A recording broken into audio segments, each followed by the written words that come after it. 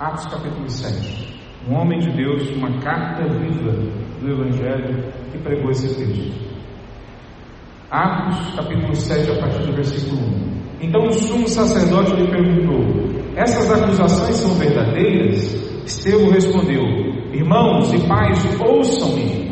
O Deus glorioso apareceu a nosso antepassado Abraão na Mesopotâmia, antes de ele se estabelecer em Harã, e lhe disse: deixe sua terra natal e seus parentes e vá para a terra que lhe mostrarei. Então Abraão saiu da terra dos caldeus e morou em Harã até seu pai morrer. Depois Deus o trouxe aqui para a terra onde vocês agora vivem. Mas Deus não lhe deu herança alguma aqui, nem mesmo espaço de um pé. Contudo prometeu que a terra toda pertenceria a Abraão e a seus descendentes, embora ele ainda não tivesse filhos. Disse-lhe também que seus descendentes viveriam numa terra estrangeira, onde seriam escravizados e oprimidos por 400 anos. Mas Deus disse: eu castigarei a nação que os escravizar, e por fim sairão dali e me adorarão neste lugar. Naquele tempo, Deus deu a Abraão a aliança da circuncisão. Assim, quando seu filho Isaque nasceu, ele o circuncidou no 8º dia. Essa prática continuou quando nasceu Jacó, filho de Isaque, e quando nasceram os 12 filhos de Jacó, os patriarcas de Israel. Os patriarcas tiveram inveja de seu irmão José e o venderam como escravo para o Egito. Mas Deus estava com ele e o livrou de todas as suas dificuldades. Deus concedeu a José favor e sabedoria diante da Faraó, rei do Egito, e o Faraó o nomeou governador de todo o Egito e administrador de seu palácio. Então veio uma fome sobre o Egito e sobre Canaã, houve grande aflição, e os nossos antepassados ficaram sem comida. Jacó soube que ainda havia cereal no Egito e enviou seus filhos, nossos antepassados, para comprarem alimento. Da segunda vez que foram, José revelou sua identidade a seus irmãos e os apresentou ao Faraó. Depois José mandou trazer para o Egito seu pai Jacó e todos os seus parentes, 75 pessoas ao todo. Assim Jacó foi para o Egito e ali morreu, bem como nossos antepassados. Seus corpos foram levados para Siquém e sepultados no túmulo que Abraão havia comprado por um certo preço dos filhos de Amor.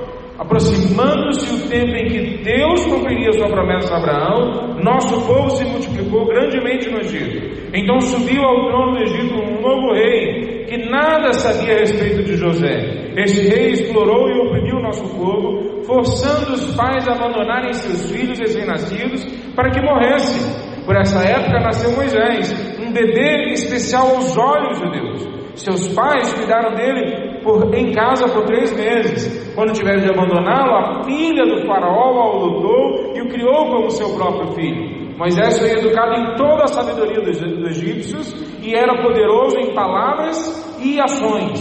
Certo dia, estando Moisés com 40 anos, resolveu visitar seus parentes, o povo de Israel. Ao ver um egípcio maltratando o israelita, defendeu o israelita e o vingou, matando o egípcio. Imaginou que seus irmãos israelitas entenderiam que ele havia sido enviado por Deus para resgatá-los. Mas isso não aconteceu.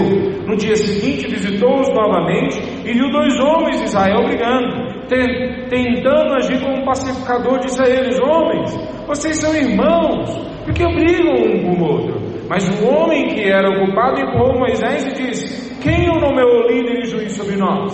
Vai me matar como matou o egípcio ontem? Quando Moisés ouviu isso, fugiu e foi viver como estrangeiro até de Midian. Ali nasceram seus 2 filhos. 40 anos depois, no deserto próximo ao Monte Sinai, um anjo apareceu a Moisés nas chamas de um arbusto que queimava. Quando Moisés viu aquilo, ficou admirado. Aproximando-se para observar melhor, ouviu a voz do Senhor que disse: eu sou o Deus dos seus antepassados, o Deus de Abraão, de Isaque, de Jacó. Moisés temia de medo e não tinha coragem de olhar. Então o Senhor lhe disse: tire as sandálias, pois você está pisando em terra santa. Por certo, tenho visto a aflição de meu povo no Egito, tenho ouvido seus gemidos e desci para libertá-los. Agora vá, pois eu o envio de volta ao Egito. Era esse mesmo Moisés que o povo havia rejeitado quando lhe perguntaram: quem o nomeou líder e juiz? por meio do anjo que apareceu a Moisés no aburto de chamas. Deus o enviou para ser líder e libertador. Assim, com muitas maravilhas e sinais, ele os conduziu para fora do Egito, pelo Mar Vermelho e pelo deserto, durante 40 anos. Esse mesmo Moisés disse ao povo de Israel: Deus levantará para vocês um profeta como eu no meio do seu povo. Moisés estava com nossos antepassados, a congregação do povo de Deus no deserto, quando o anjo lhe falou no Monte Sinai.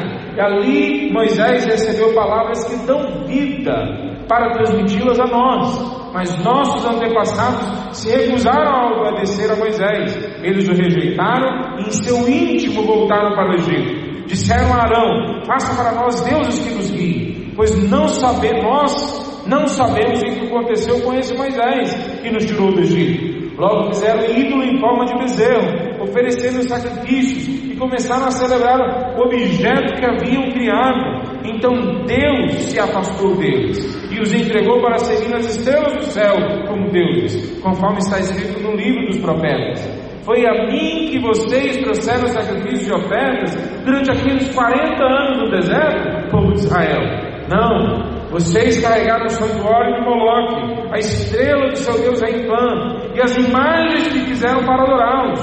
Por isso eu os enviarei para o exílio, para além da Babilônia. Nossos antepassados levaram com eles pelo deserto o tabernáculo, construído de acordo com o modelo que Deus havia mostrado a Moisés. Anos depois, quando Josué comandou nossos antepassados nas batalhas contra as nações que Deus os expulsou da terra, foi levado com eles para seu novo território e ali ficou até o tempo do rei Davi. Davi encontrou favor diante de Deus e pediu para construir um templo permanente para o Deus de Jacó, mas foi Salomão quem construiu. O Altíssimo, porém, não habita em templos feitos por mãos humanas, como diz o profeta. O céu é o meu trono, a terra é o suporte dos meus pés. Acaso construiriam para mim um templo assim tão bom? Diz o Senhor. Que lugar de descanso me poderiam fazer? Acaso não foram as minhas mãos que criaram o céu e a terra? Povo teimoso, vocês têm um coração incircuncidado e são surdos para a verdade. Resistirão para sempre o Espírito Santo? Foi o que seus antepassados fizeram e vocês também fazem. Que profetas seus antepassados não perseguiram? Mataram até aqueles que predisseram a vida do justo, a quem vocês traíram e assassinaram. Vocês desobedeceram à lei de Deus, embora a tenham recebido da mão de anjos. Os líderes judeus se enfureceram com a acusação de Estevão, rangiam os dentes contra ele, mas Estevão, cheio do Espírito Santo, olhou firmemente para o céu e viu a glória de Deus e Jesus em pé no lugar de honra à direita de Deus. Olhem, disse ele, vejo os céus abertos e o Filho do Homem em pé no lugar de honra à direita de Deus. Eles tamparam os ouvidos e aos gritos lançaram-se contra ele. Arrastaram-lhe para fora da cidade e começaram a apedrejá-lo. Seus acusadores tiraram os mantos e os deixaram aos pés de um jovem chamado Saulo. Enquanto atiravam as pedras, Estevão orou: Senhor Jesus, recebe o meu espírito. Então caiu de joelhos e gritou: Senhor, não nos culpes por este pecado. E com isso adormeceu. E Saulo concordou inteiramente com a morte de Estevão. Vamos orar. Santo Deus, a Tua palavra foi lida. Nós clamamos agora que o Senhor venha aplicar a Tua palavra aos nossos corações. Ó Deus, que o Senhor possa falar a vida de cada um de nós, aquilo que o Senhor tem para nós. Nós clamamos, ó Pai, que o Senhor venha mudar a nossa perspectiva da história. Que o Senhor coloque os Teus anjos aqui a nos proteger. Que o Senhor abra a nossa mente, o nosso coração, para entender aquilo que o Senhor quer que a gente venha entender. Aquilo que Estevão foi usado pelo Teu Espírito Santo para pregar. Aquilo que o Teu Espírito Santo ainda hoje quer falar através das nossas vidas e às nossas vidas. Em nome de Jesus que nós oramos. Amém, Senhor. Precisamos. Antes da gente entrar propriamente no texto, eu queria abordar o fato de que muitas vezes a gente não presta atenção, mas existem 3 conversões que nós temos que nos entregar a ela. 3 conversões que nós temos que abraçar, que nós temos que deixar o processo de metanoia, mudança de mente, de vida, se instale em nossas vidas nessas 3 áreas. A primeira é a conversão a Cristo Jesus. Essa eu creio que todos vocês, se não todos, a maioria aqui já entregaram a sua vida a Cristo. Uma nova vida se inicia, um novo jeito de olhar a vida, uma esperança é instalada nos nossos corações. A conversão a Cristo Jesus como Senhor e Salvador do nosso. A segunda conversão é a conversão à santidade. Nós nos convertemos, mas aos poucos a gente vai entendendo, se a gente estiver lendo a palavra, se a gente estiver numa igreja que busca biblicamente conhecer o que Deus quer para nós, nós vamos aos poucos tomando a noção e entendendo de que nós temos que nos santificar, que é necessário mortificar a carne, que é necessário mudar o nosso jeito de se comportar, que aquilo que é pecado a gente tem que afirmar dia após dia: pecado eu não faço, porque eu sou servo de Deus Altíssimo. Então é uma conversão que nem todos os crentes entram nela. Boa parte dos crentes vivem uma vida como se ainda não fossem crentes. Muitos crentes vivem uma vida como se eles fossem ateus na prática, talvez não na teoria. Eles não se consideram ateus, mas na prática eles não consideram a Deus na vida deles. Então há necessidade da gente se converter à santidade. E uma terceira conversão que a palavra de Deus fala ou mostra para a gente é a conversão à causa de Cristo. Há muita gente que talvez já entendeu que tem que ser santo, mas não entendeu ainda que santidade significa separar a nossa vida para um uso específico. Não é simplesmente me tornar uma pessoa eticamente, moralmente boa, eticamente, moralmente acima da média. Não é simplesmente me tornar uma pessoa piedosa, que ora, que jejua. Isso tudo é muito bom, é desejável. Mas a santificação também significa que eu separo a minha vida para um outro propósito, para um outro sonho, para um outro plano, para uma outra proposta de vida. Essa é a causa do mestre. Então, parece que o que está acontecendo com Estevão aqui é mais ou menos isso. Ele não só é um servo do Senhor Jesus, ele não só está numa igreja local, como diácono numa igreja local, mas a mente dele já foi aberta para a santificação. Ele é um homem cheio de fé e cheio do Espírito Santo de Deus, como a gente lê no capítulo 6, a partir do versículo 5. Tem um problema dentro daquela igreja, a igreja de Jerusalém. Um problema é que algumas pessoas não estão tendo o cuidado prático, amoroso da igreja na vida delas. E como que a gente faz? Vamos pegar os apóstolos e colocar eles no serviço social da igreja, para no dia a dia eles ficarem dividindo o pão, dividindo a cesta básica, visitando as pessoas doentes. Não, eles não fizeram assim. Eles pegaram um grupo de homens, não quaisquer homens, não quaisquer pessoas, um grupo de homens que vale a pena imitar a vida desses homens, e colocaram esses homens responsáveis pelo cuidado prático dos membros da igreja. Veja, nesse momento essa igreja, ao que tudo indica, tinha mais de 10 mil pessoas. Então não era uma igrejinha. Converteu 3 mil pessoas no primeiro sermão de Pedro. No segundo sermão converteram mais 5 mil. E a gente pode supor que continuaram se convertendo pessoas. E no capítulo 6, nós temos aí uma grande quantidade de pessoas e tem que ser cuidado dessas pessoas. Uma dessas pessoas é Estevão. E é falado no versículo 5, no capítulo 6, que Estevão, homem cheio de fé e do Espírito Santo de Deus. É um homem que vale a pena ser imitado. Então veja, ele, Estevão, era convertido, era cheio do Espírito Santo de Deus, e na percepção dele da realidade, ele não se bastava, ele não se fechava, ele não se enclausurava na realidade da igreja local. Ele foi para a rua. Vocês perceberam para quem que ele estava pregando, quem ele estava discutindo? No capítulo 6, no finalzinho, se vocês olharem, ele estava falando para as pessoas que vieram da sinagoga dos escravos libertos, versículo 9 do capítulo 6, e continua que esses judeus eram de Cirene, Alexandria, Sicília, da província da Ásia. Quer dizer, eles eram pessoas de vários locais. Então Estevão sai das 4 paredes e ele abraça a causa de Cristo na vida dele. Por causa disso, porque Estevão já passou por essas 3 conversões.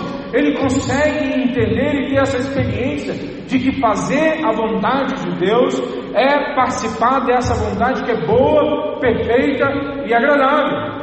Veja, como que ele chega à conclusão que é prazeroso esse momento, como a gente vê no final da carta, que é o que ele está passando. Ele está sendo apedrejado, mas ele olha para o céu e tem uma experiência linda, maravilhosa, prazerosa de ver a presença de Deus. Só pessoas que já se converteram à causa de Cristo conseguem entender que mesmo o sofrimento, mesmo a dor, mesmo a morte, pode ser claramente demonstrado para a gente como a vontade de Deus, que é boa, perfeita e agradável. É como uma picanha maturada, é como um mel saboroso, é como algo que ninguém mais consegue me dar, mas Deus me entrega como um grande prazer.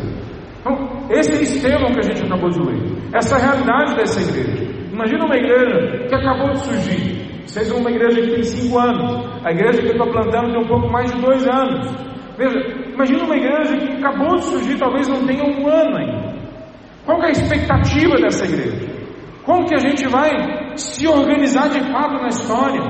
Quais que são as implicações e as aplicações da fé que nós pregamos aqui dentro? É uma igreja que está ainda tentando entender o que é ser igreja. Eles não entenderam completamente ainda. Eles estão presos em Jerusalém, sendo que a ordem é que eles saíssem de Jerusalém quando o Espírito Santo viesse sobre eles. E eles não saíram. Eles estão ainda tentando entender quem é que eles são. E no meio desse processo, Estevão prega um sermão que ele apresenta, uma vez depois da outra, o verdadeiro personagem da história.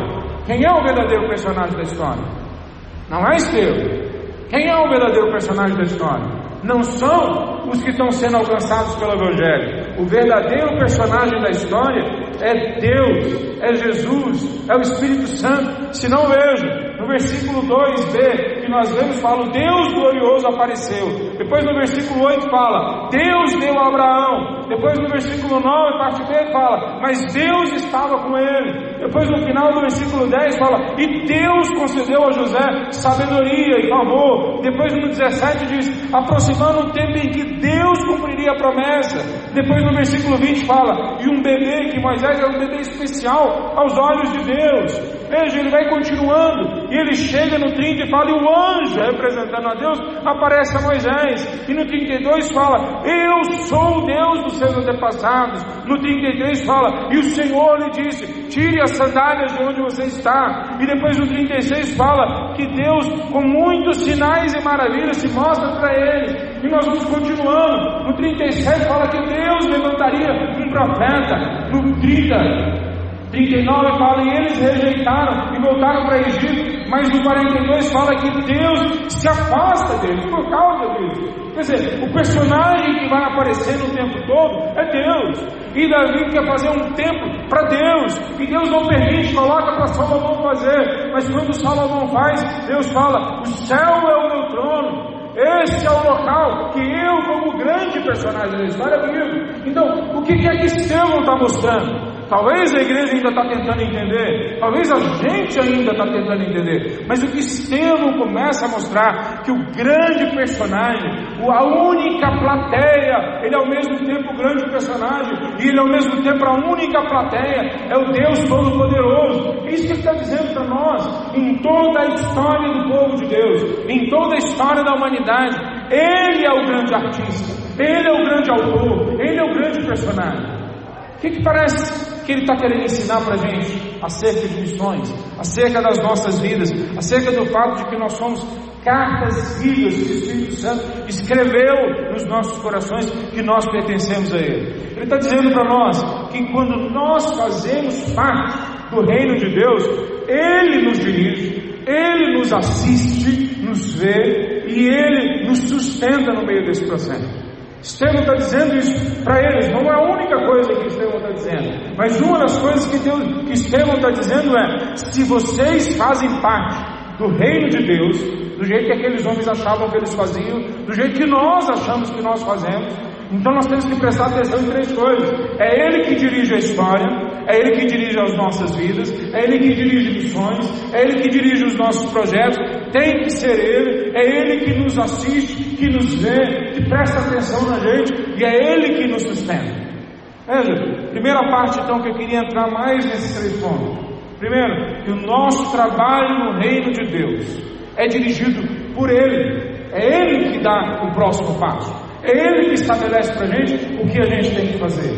Anos atrás, eu estava participando de uma reunião, 28 igrejas reunidas, nós já tínhamos aberto uma agência missionária, 2 anos antes daquilo, enviamos os missionários, eles plantaram 28 igrejas, cada igreja foi responsável por plantar uma igreja, e eles voltaram e estavam dando um relatório daquilo.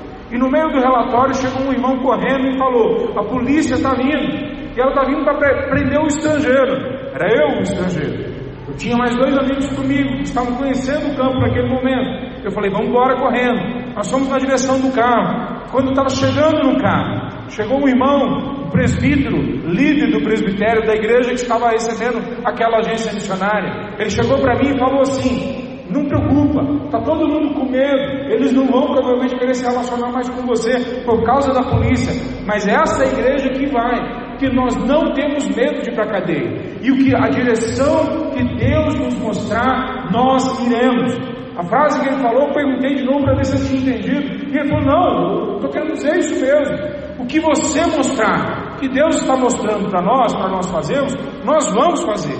Não interessa o preço, não interessa o custo, não interessa quantas pessoas a gente precisa. Eu saí daquela reunião e fui para uma outra reunião com 20 e poucas agências missionárias estrangeiras na China. E na reunião com estrangeiros nós estávamos discutindo o que fazer na China, como alcançar outros povos. Em algum momento eu perdi a paciência, depois de 24 horas discutindo missiologia, teologia, estratégia. Eu falei: meus irmãos, está na hora da gente parar de ficar discutindo e a gente estabelecer o próximo passo, porque eu tenho 20 e poucos jovens na igreja que eu acabei de vir, que querem ir para missões agora. Eles não querem daqui 6 meses, daqui 1 ano, depois de 4 anos de teologia, eles querem agora ir para o campo, e eles já entenderam que Deus quer mandar eles. Em menos de 3 meses, nós estávamos com 16 times de missionários chineses em 16 povos diferentes, visitando esses povos. Alguns ficaram no longo prazo, igrejas foram plantadas. Meus irmãos, quando a gente canta nas nossas igrejas, e algumas ainda cantam hinos, a gente cantava antes: chuva de bênçãos queremos, chuva de bênçãos dos céus, gotas somente nós temos, chuvas pedimos a Deus. Nós temos que voltar a clamar para que Deus mostre o próximo passo para a gente, para que Deus mostre o sonho dele para a gente. Eu fico vendo a gente no Brasil discutindo sobre os quilombolas, sobre os índios. Tem 2 povos não alcançados aqui em Goiás, que não tem agência missionária no meio deles ainda, que não tem igreja no meio deles. Nós temos um sem número de pessoas de outras nações vivendo nas nossas cidades. Nós acabamos de descobrir em Goiânia um povo, uma minoria étnica da Venezuela, que o espanhol não é a primeira língua deles. A primeira língua deles é uma língua tribal, não alcançada, não engajada. Ninguém jamais alcançou a tribo deles, mas eles estavam a quadras da minha casa, no sinal, pedindo esmola. E nós não precisamos mais hoje ir para longe, a gente só precisa quietar o coração e clamar: Senhor, do mesmo jeito que só mostrou o teu povo durante a história o que é que eles tinham que fazer, do mesmo jeito que o Senhor invadiu a história uma vez depois da outra e falou: sai de Harã e vai para Canaã, para de fazer isso e faz aquilo, do mesmo jeito que o Senhor escolheu pessoas, faz de novo. É isso que nós temos que sonhar, com Deus nos direcionando. Hoje à tarde eu estava em casa, um rapaz de Fortaleza me ligou, e a gente já tem conversado, e ele é líder já, ele trabalha com missões, e ele falou: pastor, eu quero saber o que eu tenho que fazer. E eu falando para ele: olha, tem 2 passos que eu quero te dar, mas um deles é menor, mas o outro é muito grande.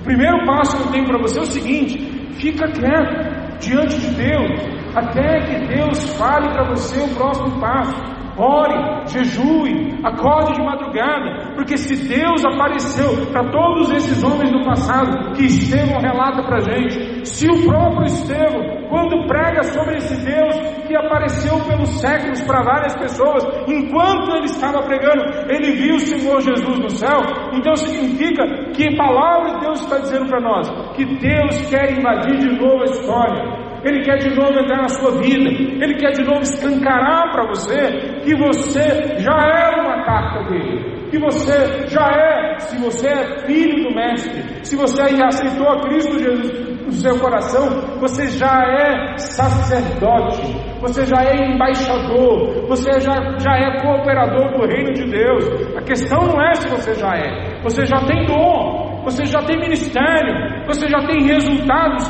que Deus vai entregar só para você, para mais ninguém, como está na parábola das sementes, como está em Romanos capítulo 12, 1 Coríntios capítulo 12, no versículo 6, veja, resultados e operações que ninguém mais vai ter na vida delas, porque Deus deu para você. Veja, nós já somos isso.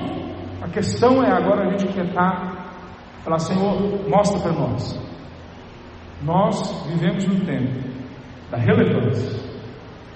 Nós vivemos num tempo que as pessoas pedem para nós sermos relevantes. E a relevância, de acordo com o que é dito para nós, mesmo hoje dos públicos, mesmo hoje dos livros de teologia, é a relevância lá de fora, da sociedade. É ter um bom preparo, uma boa posição na sociedade, um bom salário. Essa é a relevância que é pedido de nós. A teologia da prosperidade constrói a sua estrutura toda em cima dessa base, que se a gente for certinho, nós vamos frutificar, nós vamos prosperar. Não só a teologia da prosperidade da igreja neopentecostal, mas a teologia da prosperidade que nós vivemos enrustidos dentro das igrejas, mesmo as históricas. A teologia da prosperidade que nós acreditamos que se nós somos bons crentes, se nós demos oferta para missões, se nós fizermos algumas coisas, então Deus vai nos tornar prósperos, vai nos tornar relevantes, vai nos tornar necessários. Veja, meus irmãos, Deus não nos chama para relevância, Deus não nos chama para sermos relevantes, Deus nos chama para sermos obedientes, fiéis. O chamado dele para nós é para a gente obedecer. Aonde o Senhor me mostrar, eu vou. Esse é o chamado que Deus tem para a gente. A direção que você mostrar, nós vamos para essa direção. Quando nós olhamos o que está sendo sugerido por Estevão, não só por palavras, mas em ações, é que porque ele ouviu do Mestre e ele tem uma profunda convicção do que ele tem que fazer, não tem problema quais são os inimigos que vão se levantar. Não tem problema. Senão, olha só, que relevância teve Estevão nesse texto que nós lemos. Para mim, o melhor sermão do Novo Testamento. Tem outros sermões muito lindos, mas esse demonstra uma capacidade de tirocínio. Ele não perde a lógica, ele mistura várias histórias, mas os princípios estão em todas elas. Ele faz de um jeito que pessoas que estudam literatura têm dificuldade de entender como que ele constrói esse negócio de forma tão bonita. Esse homem, esse Estevão, prega esse sermão e ninguém se converte. Não é só que ninguém se converte, é que o resultado da pregação dele causa a morte dele. Quer dizer, é como se eu tivesse terminado de pregar, eu espero que não aconteça isso, e os irmãos começassem a tacar cadeira em mim, e de repente alguém resolvesse tacar alguma coisa mais dura, mais mortal, porque eu preguei muito mal, porque eu preguei algo odioso, algo que confrontou as pessoas do jeito que não era para confrontar. Veja, ele não para quando ele começa a confrontar as pessoas. Mas será que não era melhor que Estevão parasse, achasse palavras mais leves, achasse um outro momento? Talvez seria melhor se Estevão esperasse que a igreja se estabelecesse melhor na sociedade, ganhasse o respeito da sociedade, para então ele falar uma mensagem tão dura. Pois da perspectiva do reino de Deus, ele não estava em busca dessa relevância. A relevância que nós buscamos, e aqui Estevão buscou, a relevância dos irrelevantes. Essa é a nossa relevância. Nós não temos relevância alguma para essa sociedade, e a gente não tem que se espantar. Nós não pertencemos a esse mundo, nós não pertencemos a essa lógica, Nós não pertencemos a essa sociedade. Nós somos cidadãos do novo céu e da nova terra. É outra lógica. Aquele que quer ser grande, seja pequeno. Aquele que, o meu mestre fala que ele cresça e eu diminua. É outra lógica, é outra abordagem. Quando nós falamos de guerra, nós estamos falando de uma guerra que alcança o inimigo, o outro irmão, o que não é irmão, e dá o carinho do reino para essa pessoa. Então, a nossa lógica não é que destrói o outro que não concorda com a gente. A nossa lógica é torna ele um amigo nosso, torna ele um irmão nosso. Quer dizer, essa lógica é contrária em todas as religiões, ela é contrária em toda a sociedade. Nós vamos ao encontro do diferente e nós queremos transformar ele em uma pessoa de nossa família, dirigido por Deus. Aqueles que trabalham no reino de Deus são dirigidos por Deus. Segundo, se o nosso trabalho é no reino de Deus, o nosso trabalho no reino de Deus é assistido por Ele, é visto por Ele, é percebido por Ele. Eu lembro que a primeira vez que eu fui na China, a gente foi um grupo de líderes grandes, e nós chegamos, mais de 20 líderes, e nós visitamos vários locais, várias cidades, e alguns dos líderes que nós visitamos são os verdadeiros heróis da igreja de Deus. Eles sim foram para a cadeia, foram torturados, eles sim passaram todo tipo de dificuldade. Um desses líderes, Alan Yuan, estava 3 anos na cama, doente, já com 90 anos de idade, tinha passado 24 anos na cadeia, e da cadeia ele pastoreou a igreja dele, que se multiplicou por várias outras igrejas enquanto ele estava na cadeia. Quando ele saiu de uma igreja, talvez um pouco maior do que essa aqui, algum bocadinho de crente junto, se transformou numa igreja de milhares e milhares de pessoas. Mas como? Não tinha Bíblia, não tinha liberdade, não tinha líder. Aliás, o líder estava na cadeia, mas Deus agiu através daquela situação. Nós fomos até a China, ele agora, 20 anos depois que tinha sido solto, já em casa, 3 anos de cama, e Deus mandou ele levantar e sentar com aquele grupo de brasileiros. Eu lembro até hoje, quando nós sentamos no restaurante, e o Alan Yuan olhou para a gente, já velhinho, olhou no nosso rosto, todos nós, e falou: não sei quem são vocês, mas Jeová me mandou levantar e vir aqui, porque Ele tem um plano na vida de vocês aqui na China, todos vocês. E alguns de vocês vão mudar para cá para a China. Eu não estava de mudança ainda. Outros que depois foram também não estavam de mudança. Mas todos nós estamos com aquela sensação impressa nos nossos corações que Deus não só estava naquela viagem, mas que Deus planejou aquela viagem, que Deus direcionou aquela viagem, que Deus estava vendo o que nós estávamos fazendo, Ele estava acompanhando o que a gente estava fazendo. Veja, quando a gente olha para esse texto, essa é a sensação que dá, que Deus está acompanhando o povo dele durante a história. Ele está vendo os percalços, Ele está vendo aqueles que o traíram, e Ele vai ao encontro desses que o traíram e trazem eles de volta. Ele castiga eles, mas como um pai que castiga o filho, porque o ama, e Ele traz esse pessoal de volta. E quando chega em Estevão, amado por Deus, cheio do Espírito Santo de Deus, ele é colocado ali diante dessas pessoas, e ele é apedrejado. Mas no meio do apedrejamento, Estevão olha e vê Jesus em pé ao lado do trono de Deus, do lado direito do trono de Deus, um lugar de honra. Jesus está. Sabe quantas vezes na palavra de Deus o Filho do Homem se coloca em pé ao lado do trono de Deus? Só 2 vezes. Uma vez é aqui, a outra vez é em Apocalipse capítulo 5, Apocalipse 5, a partir do versículo 6, a palavra de Deus diz assim: então vi um cordeiro que parecia ter sido sacrificado, mas que agora estava em pé entre o trono e os 4 seres vivos no meio dos 24 anciões.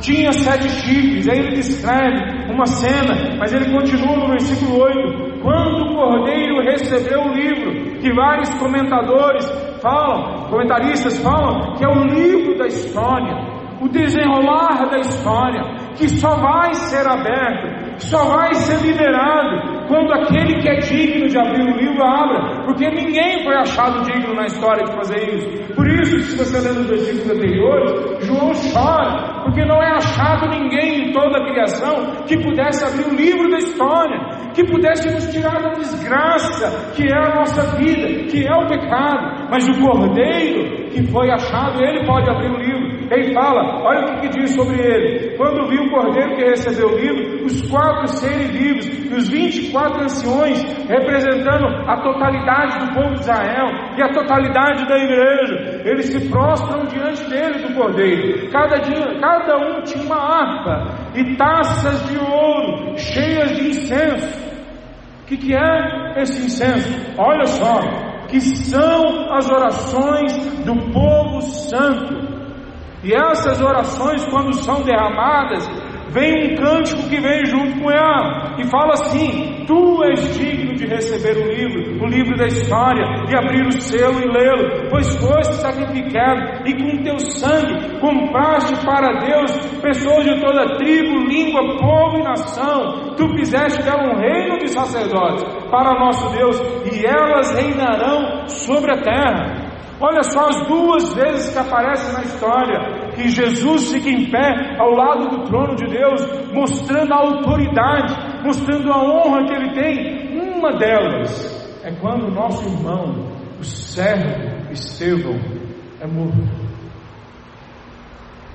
Eu não sei se você já teve essa experiência, de algum momento do seu ministério, da sua vida, da sua caminhada com Deus, você ter a impressão que Jesus olhou para você, de que Ele está do seu lado, que Ele sabe que você está ali. Joshua é um desses líderes chineses que a gente andou. A primeira vez que a gente sentou junto, a gente sentou numa cafeteria, porque eu gosto de café. A conversa demorou 5 minutos. Primeiro porque o meu chinês era muito ruim, eu tinha acabado de chegar na China.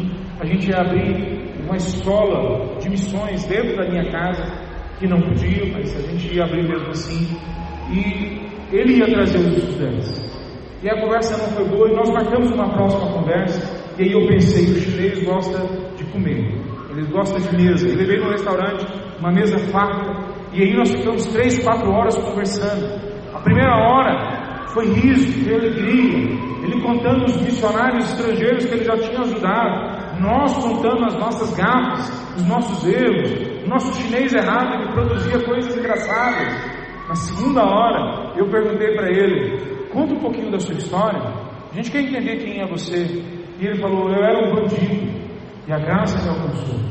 E quando a graça me alcançou, eu abandonei tudo que eu tinha, tudo, para servir a Deus. E eu enchia um caminhãozinho de Bíblias, e eu ia pela China, e várias vezes eu fui preso por causa disso, e muitas dessas vezes eu fui torturado. E a minha família ficava sem me ver, às vezes por meses, às vezes por anos. Eu conheci o filho dele na sequência, em outras circunstâncias. E o filho dele tinha um trauma, porque uma das vezes ele ficou 3 anos sem voltar para casa. E aí ele me contou, nesse dia, aliás, no outro dia, Joshua me contou: essa vez foi uma vez que eu fiquei preso 3 anos. Eu nunca contei para a minha família, porque eu não queria que ele sofresse. Se vocês já leram um livro que chama, ou ouviram falar, O Homem do Céu, um dos capítulos é narrada a história desse rapaz que é o Homem do Céu, e está junto com o meu amigo. E o meu amigo fala: eu fiquei 3 anos naquela cadeia, eles me torturaram de tudo quanto é jeito, e eu saí daquele dia. E outro dia, aí ele falou: a última vez que eu fui preso foi alguns meses atrás, e eu fui preso, e eu agora, já velho, quando a gente estava conversando, ele já estava beirando 60 anos de idade, mas com aparência de bem mais velho. E ele falou: eles amarraram os meus braços, me puxaram até o teto, e eles começaram a me bater, para eu falar o nome das pessoas que andavam comigo, e eu não queria dar o nome de ninguém, porque eles seriam presos ou mortos, ou algumas coisas torturadas. Eu não queria dar o nome, e eles continuaram batendo, até começar a quebrar as minhas pernas, e eu comecei a sentir muita dor, e eu não conseguia parar de gemer, e eles me deixaram pendurado ali por 24 horas, e quando eles saíram, eu comecei a orar, e a minha oração foi uma oração de briga, falando com Deus: como que o Senhor me deixa de novo passar por isso? Como que de novo o Senhor me deixa passar por esse sofrimento? Já não basta tudo que eu entreguei, já não basta eu ter perdido a infância, a adolescência dos meus filhos, ter sido torturado, ter ficado na cadeia 3 anos, já não basta isso tudo, porque o Senhor me deixa de novo passar por isso? Ele disse que num momento de silêncio, quando ele quietou um pouco, ele disse que teve uma visão, e Cristo falou para ele 3 vezes: a minha graça te basta, a minha graça te basta. Ele disse que a primeira já tinha resolvido no coração dele, e ele disse que começou a chorar, mas não agora de dor, ele começou a chorar primeiro de arrependimento, de ter brigado com Deus, e segundo de gratidão Porque Deus estava olhando para ele, porque ele foi achado digno de ser enxergado por Deus. Ou como Paulo fala em 1 Timóteo capítulo 2, de que Deus conhece os que são seus. Meu querido, uma das coisas que nós temos que aprender a partir desse texto de Atos capítulo 7 é que Deus conhece a gente, Ele olha para a gente. Essa é a maior honra que nós podemos ter. Eu não sei se vocês viram o filme do Senhor dos Anéis. O filme do Senhor dos Anéis tem uma cena, no último filme, o rei de Rohan, ou no segundo filme, não lembro qual que é, ou nos dois, na verdade é nos dois, no terceiro, no segundo e no terceiro. O rei de Rohan é liberto de um bruxo, é assim que mostra o filme, e depois que ele é liberto, ele luta 2 grandes batalhas. Ele vence a primeira e vence a segunda, mas na segunda ele cai no campo de batalha, e quando ele está morrendo, a sobrinha dele vem até ele chorando, porque os anos que eles passaram antes foram todos de sofrimento, todos de fraqueza, e ela vem chorando. Agora você está morrendo. Ele fala: não precisa chorar, não é momento de tristeza, porque eu lutei a grande batalha da nossa história, do nosso tempo, e eu estou morrendo vitorioso no campo de batalha. É o local que todo grande soldado quer morrer. E ele fala: eu agora não vou me envergonhar ao encontrar os meus antepassados, porque eles todos lutaram bravamente e morreram no campo de batalha. Eu fiquei vendo aquela história e na hora me deu vontade de chorar, porque eu não por causa da história, uma história contada, uma literatura, mas porque aquilo ali ilustra exatamente o que Deus está querendo nos colocar. Ele nos entrega a maior batalha da história, a grande batalha pela alma das pessoas e pela glória de Deus. E Ele está falando para nós: vai para o campo de batalha, não porque Ele quer ver o nosso sofrimento, não porque Ele precisa da gente, mas porque lá é onde nós vamos encontrar honra e glória, porque lá onde nós vamos encontrar significados mais profundos da nossa vida, porque lá é onde está o general da nossa vida, da nossa história, que é com Ele que a gente deveria querer ser achado. Então, o que é o cristianismo? Para alguns o cristianismo é só mais uma religião. O que é o cristianismo? Para alguns o cristianismo é só um processo que a gente vem no domingo e volta depois para as nossas vidas normais. O que é o cristianismo? O cristianismo é uma pessoa. O cristianismo é Jesus de Nazaré. Ele é o cristianismo. O cristianismo é andar junto com Ele. O cristianismo é ser achado por Ele no meio da multidão. O que é o cristianismo? O cristianismo é quando Ele olha para nós e fala: venham benditos do meu Pai, venham vocês que são benditos mesmo. Isso que é o cristianismo. Todo o resto é só complemento. O que é o cristianismo?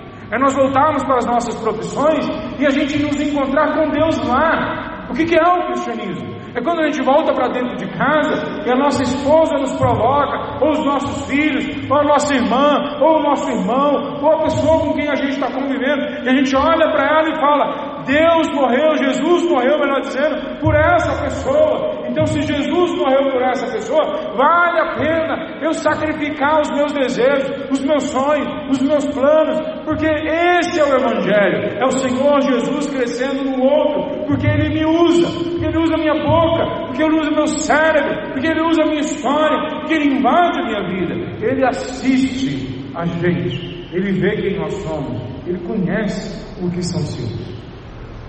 Nós somos cartas vivas do Evangelho, igualzinho o Estevão. Nós somos pessoas que nós temos dentro de nós o selo do Espírito Santo, como Paulo fala em Efésios 1, versículo 14. Terceira coisa que o texto aponta para nós: que nosso trabalho no reino é sustentado por Ele. Quer dizer, Ele não só dirige o nosso trabalho, Ele quer dirigir o nosso trabalho, a nossa vida, os nossos planos, como Ele nos assiste, e só essa assistência dEle já traz prazer à nossa alma, como Ele também nos dá graciosamente tudo que nós precisamos, tudo que nós temos necessidade.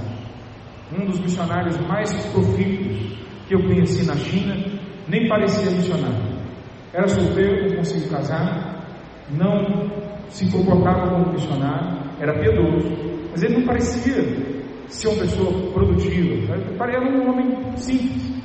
E ele mudou para a China uns 30 anos atrás, foi morar num prédio, ele conseguiu comprar, era muito barato na época, década de 90, comprou um apartamento, um prédio de 6 andares, no topo do prédio, era baixinho o prédio, mas lá em cima, e ele transformou esse apartamento num lugar para receber outros missionários. Eu mesmo fiquei lá. Que lugar gostoso, parecia um hotel, um ótimo apartamento. Em 2008, maio de 2008, eu estava dormindo e de repente teve o maior terremoto que a gente tem na história da China. Acontece a quilômetros da casa dele, o epicentro, e o prédio dele faz esse balanço. Não estou exagerando, é assim que faz o prédio dele. Alguns prédios caem na cidade, toda luz é cortada, não só de uma cidade, mas de um estado inteiro. Eu morava em Beijing e os meus amigos, eu estava na época no Brasil, mas os meus amigos que estavam em Beijing falaram que eles sentiram o terremoto lá em Beijing, dos 2.000 quilômetros de distância de onde ele estava. E ele disse que ele ficou maluco com aquilo, ele pensou, eu vou morrer. Ele realmente entrou em parafuso, é o que ele conta, ele não era um super-herói, ele ficou morrendo de medo. E ele, medo aumentava quando vinham as tréplicas, quando vinham as réplicas. Quer dizer, o terremoto tem aquele primeiro abate, mas ele continua depois. E aí ele vem uma vez mais e outra vez. Ele diz que foram várias vezes, dezenas de vezes, talvez mais de uma centena, várias réplicas. E toda vez que tinha uma réplica, a cidade inteira, de mais de 10 milhões de habitantes, gritava desesperada, porque eles achavam que eles iam morrer. 10 milhões de pessoas gritando numa cidade de medo, e ele era um desses. 2 dias depois, ele preso em cima do prédio, ele orando, as réplicas já tinham diminuído. Ele de repente para e fala assim: o que eu estou fazendo aqui em cima?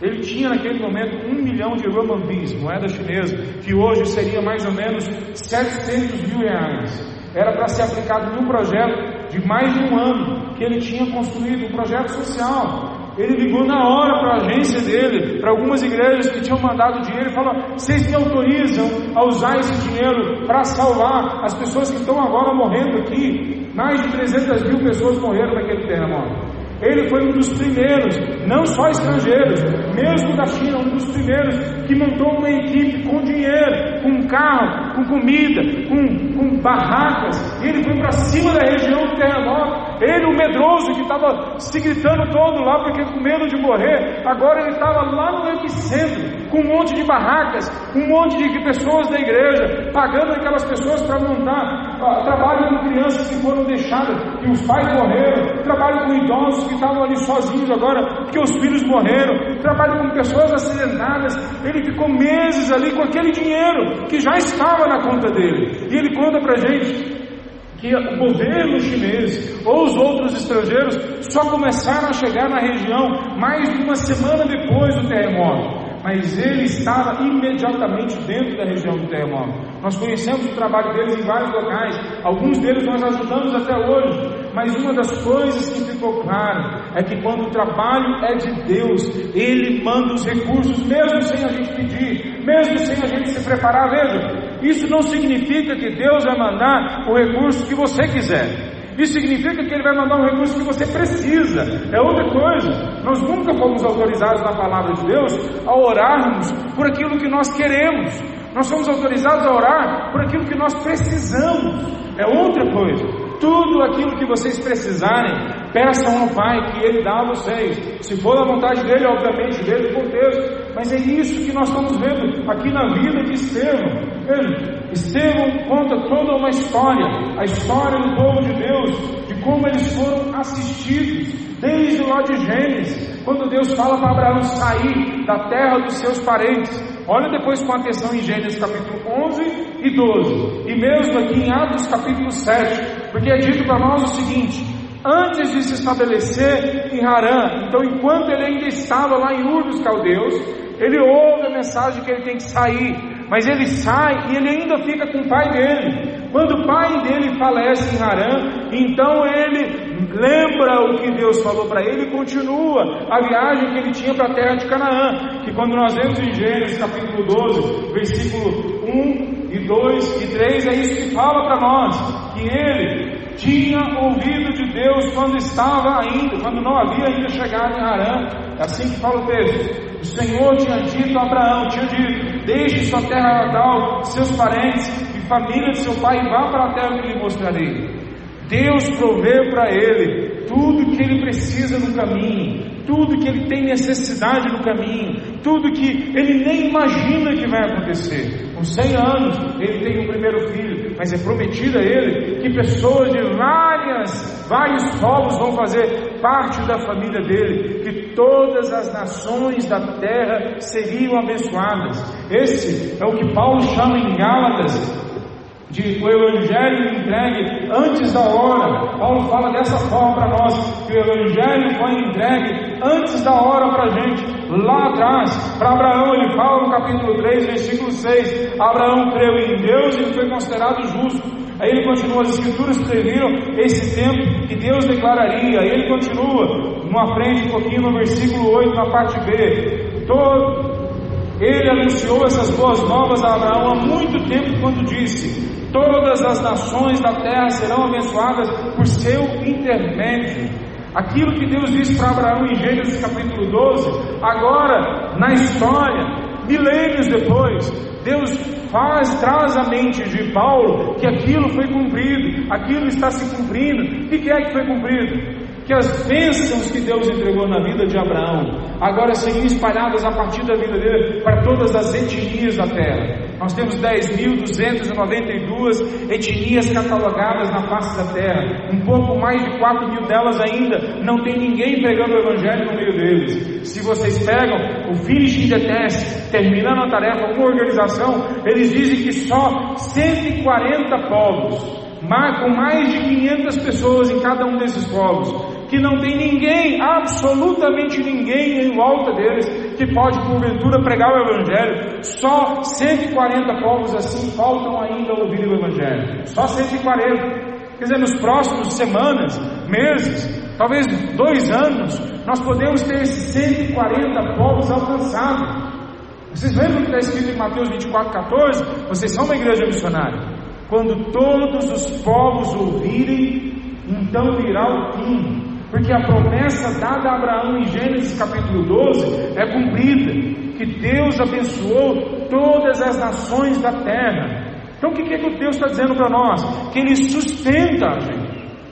Estevão está morrendo, sendo apedrejado.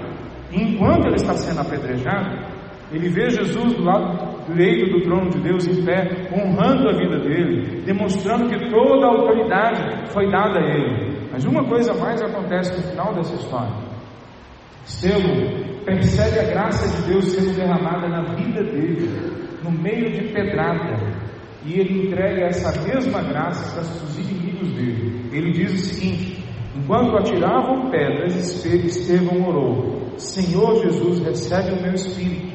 Então caiu de joelhos e gritou: Senhor, não os culpe por esse pecado. A graça que nós recebemos, nós entregamos. A graça que nós ganhamos, nós entregamos para as pessoas. Algumas igrejas têm me contatado, vez ou outra, e me perguntado quanto que eu cobro para pregar. Eu não sei se já viu isso, pastor. Meus irmãos, de graça receber, de graça dai. Uma coisa é a igreja, os irmãos ou a gente ofertar na vida de pessoas. Outra coisa é a gente reter a graça de Deus, bênçãos que Deus nos dá. Isso é pecado. Deus nos mandou entregar isso de graça, de forma gratuita para as pessoas. Estevão, da morte dele, entrega gratuitamente a graça de Deus na vida daquelas pessoas. Elas se converteram? Eu não sei todas elas, mas Saulo está naquele momento, e Saulo, naquele momento, talvez ainda não aconteceu nenhum processo ainda de conversão, mas uma semente é plantada na vida de Saulo, e essa semente causa em Saulo depois uma humildade que marca o seu ministério. Depois Saulo, em outro momento, fala que ele perseguia a igreja de Cristo Jesus, então ele não era digno, mas ele, mesmo não sendo digno, a graça de Deus alcançou ele. E o próprio Jesus, quando encontra Saulo um pouquinho à frente, fala para Saulo assim: Saulo, Saulo, por que você me persegue? Mas como assim? Saulo não está perseguindo a Jesus. Saulo está perseguindo a igreja, não a Jesus. Mas Jesus esclarece para Saulo que o que ele está perseguindo ao perseguir a igreja é o próprio Senhor Jesus. E eu creio que nesse momento, ou em outros momentos na sequência, Paulo deve ter passado na mente dele o sermão que ele ouviu de Estevão. Então uma pessoa se converteu, pelo menos, a partir daquele momento que Estevão pregou. A graça de Deus alcança a vida das pessoas. Quais são as coisas que você tem ganho na sua vida, que você tem que compartilhar agora? Deixa eu só te trazer à memória o seguinte: tudo que você tem pertence a Deus. Tudo que você tem foi dado a você com uma causa. Existe uma anedota, talvez alguns já ouviram falar sobre ela, de um fazendeiro que teve que viajar e deixou com um caseiro da fazenda, ou peão da fazenda, a responsabilidade de cuidar da fazenda. E ele fala para o peão: tudo que você precisar, é só ir lá na cidade próxima e já está avisado na venda, na padaria, na farmácia, no posto, está tudo sendo avisado lá que você pode pegar em meu nome, pode ir lá e pegar o que você precisar. O fazendeiro não conseguiu voltar no próximo mês, nem no outro, nem no outro.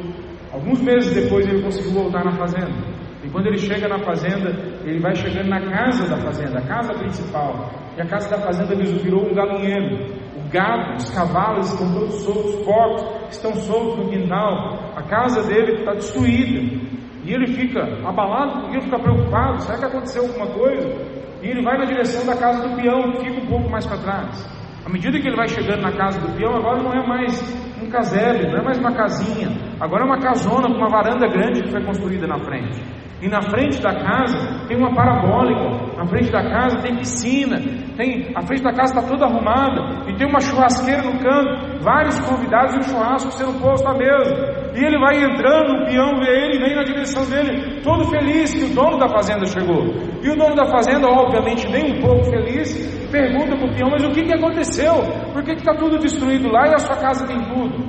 E o peão fala: você não disse para mim que tudo que eu precisasse eu podia ir lá na cidade pegar? Pois eu peguei tudo que eu precisava. É assim que parece que nós entendemos a graça e o Evangelho. Tudo que nós precisamos, nós queremos que Deus nos dê. Enquanto nós não pegarmos as coisas que Deus nos deu e devolvermos para o reino de Deus, devolvermos para o crescimento do reino, a profissão que Ele te deu para ser usada para proclamar o reino de Deus. O dinheiro que Ele te deu para ser usado para o reino de Deus. Não só no sentido de eticamente eu usar bem o dinheiro para cuidar dos meus filhos, da minha esposa, da minha casa, pagar os impostos, mas também no sentido de sustentar missionários, no sentido de sustentar os pobres, no sentido de sustentar agências missionárias, de construir prédios para que a igreja possa funcionar, de enviar projetos para onde não tem o projeto, de você mesmo colocar gasolina no carro e visitar uma comunidade que ainda não tem o Evangelho, ou pegar um avião e ir até um local que ninguém foi até lá. Eu lembro de conversar com vários missionários, porque a gente recebia os missionários no campo e dava os primeiros passos para eles. Vários deles reclamavam que as suas agências missionárias não mandavam recursos para eles. E eu ficava tentando entender qual era a lógica daquilo dali, porque eles tinham aonde morar, eles tinham o curso pago de chinês, eles tinham alimento, eles tinham saúde, eles tinham escola dos filhos, eles tinham gasolina para o carro, eles tinham carro muitas vezes dado pela agência ou dado por uma igreja para eles, e agora eles estavam em casa orando para que Deus ainda via a agência mandasse mais recursos. Misericórdia, meus irmãos. Misericórdia, se Deus já me deu carro, comida, casa, saúde, eu tenho que colocar gasolina no posto e ir até a próxima comunidade que não tem o Evangelho, eu tenho que ir até a próxima casa que ainda precisa da graça de Deus, eu preciso gastar tempo com gente, em cafeterias, em restaurantes, em favelas, no meio dos calungas, para mostrar a graça de Deus com as coisas que eu já tenho. Mas se até os nossos missionários não entendem que o que eles já têm já é para eles usarem, imagina nós como igreja aqui no Brasil. Aliás, os nossos missionários muitas vezes não entendem que eles têm que usar o que eles já têm, porque eles não foram ensinados na igreja local. Eu morava a 150 quilômetros da região de Betânia. Sabe o que custava para ir pegar o carro ali na região de Betânia? R$100. Era isso. Eu já estava no campo, era o que eu queria fazer, era o meu sonho, era onde estavam os povos não alcançados, mais próximos de mim. Era só isso que eu estava, R$100. Mas quando eu cheguei, tinha missionários que estavam há 20 anos naquela cidade, orando para Deus dar uma direção sobre o que eles deviam fazer, pois Deus não vai responder a sua oração, que pede para ser usado, mas não converte o seu coração para começar a ser usado agora, não amanhã, não ano que vem. Então Deus não vai ouvir oração de gente que fica pedindo: Deus, me mostra agora o meu dom, me mostra agora o meu ministério. Se você não estiver disposto a pegar aquilo que já está nas suas mãos e sair lá fora. Olha a vida de Estevão, ele não era presbítero, ele não era responsável pela pregação do evangelho na igreja dele, ele não era um pastor, ele não era missionário enviado, ele era um diácono, era um homem que era separado para cuidar das necessidades físicas da igreja. Mas por algum motivo é esse homem que a palavra de Deus mostra no capítulo logo seguinte ao estabelecimento do diaconato na igreja, que ele foi o grande pregador daquele momento da igreja. Logo depois da pregação dele, uma perseguição se instala e a igreja toda se espalha por todo o mundo conhecido. Naquele século ainda o evangelho chegou à Índia, naquele século ainda há indícios que ele chegou à China, indícios históricos, não só porque a gente acha, mas indícios históricos que chegou à China. Todo o mundo conhecido ouviu falar de Jesus, porque eles não tinham crentes que ficavam pedindo para Deus mandar cada vez mais recursos. Eles tinham crentes que usavam os recursos que já tinham e iam para o meio da batalha com aqueles recursos que eles tinham. Então o que é que nós temos que aprender nesse texto? Que no trabalho do reino, Deus nos sustenta. Ele já está nos sustentando, Ele não vai nos sustentar, Ele já nos sustenta. Quando a gente olha para esse texto, a gente tem que olhar para as nossas vidas e ver o que é que tem que balizar, direcionar. Amanhã nós vamos conversar sobre o uso de profissões, e para algumas pessoas isso pode parecer novo, mas meus irmãos, não é novo de forma alguma. De forma alguma. Essa é a história do cristianismo. Nós somos sal, e quando a gente sai lá fora, a igreja derrama esse sal na sociedade. Nós somos pessoas que todos aqueles que entregaram a Cristo Jesus são pessoas que são sacerdotes. Na igreja não tem sacerdotes aqui na frente, ninguém tem posição, desculpa se você acredita nisso, mas não tem levita aqui na frente, não tem sacerdote aqui na frente. Sacerdotes somos todos nós. Todos nós somos empoderados pelo Espírito Santo de Deus a sairmos lá fora. Alguns de nós são direcionados para ir para mais longe, são preparados como missionários. Todos nós já recebemos da graça, e da graça nós podemos compartilhar através das nossas profissões. O que a gente pode aprender? A igreja do primeiro século foi falado para eles em Atos capítulo 8 que eles tinham que ser, versículo 8 está dizendo, que eles tinham que ser testemunhas em Jerusalém, Judéia, Samaria e até os confins da terra. É um texto que está falando que na verdade eles tinham que ser testemunha ao mesmo tempo em todos os locais, e não primeiro em um e depois em outro. Ao mesmo tempo aqui em Goiânia, ao mesmo tempo no estado de Goiás, lá nos Calungas, ao mesmo tempo na Amazônia colombiana, que fica do lado de lá, e ao mesmo tempo lá na China, na África ou na Europa, do outro lado, muito mais longe, ao mesmo tempo aqui, do outro lado da rua e do outro lado do mundo. Isso é o que foi falado para nós, para a gente ser essas testemunhas. Essa igreja com homens cheios do poder de Deus, mesmo assim demorou a entender. Significa que nós também podemos demorar a entender, mas enquanto nós temos força nos braços, enquanto nós temos capacidade de enxergar, enquanto as nossas pernas não vacilam, enquanto os feitos grandiosos que Deus pode fazer através de nós não vão ficar sempre somente na memória lá atrás, mas podem entrar agora na nossa história, enquanto é possível a gente ainda falar porque temos vozes, enquanto ainda é possível a gente respirar, andar, enquanto isso é verdade, a gente tem que se colocar lá fora, para que a gente seja instrumento do Espírito Santo de Deus, como Estevão foi, como a igreja foi no primeiro século. Então o que é que nós podemos aprender desse texto? Que no reino de Deus, Jesus, Ele dirige o nosso trabalho, a nossa vida, Ele assiste a gente, Ele honra a gente olhando para nós a cada momento. E Ele nos capacita, Ele nos sustenta em toda a caminhada. Eu espero que a gente caminhe nesses próximos 2 dias, amanhã e depois, entendendo que nós já somos cartas vivas. Primeiro, de um grupo de pessoas que passaram antes da gente aqui e que morreram para que o Evangelho chegasse até Anápolis, até Goiás, até cada canto do Brasil. Segundo, porque o Espírito Santo de Deus, usando essas pessoas, escreveu em nossos corações que nós pertencemos a Ele, nos deu selo em nossas vidas.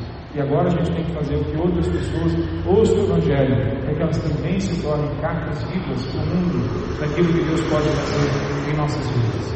Vamos ficar em pé, nós vamos para a gente orar? Senhor Deus, nós colocamos diante de Ti, ó Pai, as nossas vidas.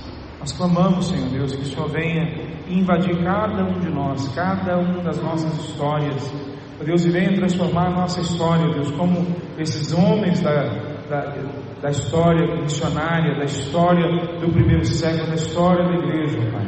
Que a gente possa ver uma vez mais o Senhor direcionando a Tua igreja, direcionando os Teus servos, homens e mulheres, ó Deus, que querem Te servir, aonde eles estão, com o que eles têm, ó Pai.